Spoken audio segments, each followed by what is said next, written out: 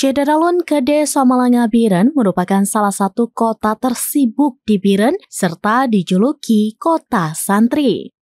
Ke Desa Malanga juga sangat padat, apalagi ketika hari Jumat tiba akan ramai dengan warga mengunjungi anaknya di berbagai pesantren. 2 tahun lalu untuk mengatasi kemacetan sudah dibangun 2 jalur.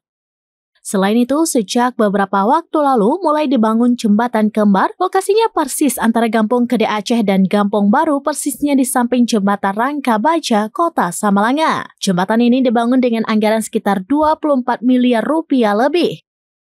Camat Samalanga, Taufik, kepada seraminews.com pada Minggu 14 September 2024 mengatakan, Gede Samalanga salah satu kota kecamatan yang padat dan ramai.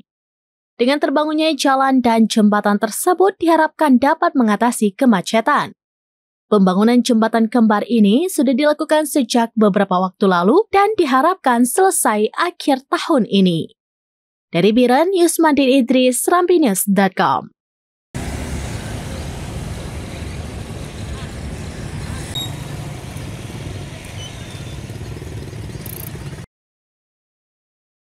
Download Tribun X sekarang, menghadirkan lokal menjadi Indonesia.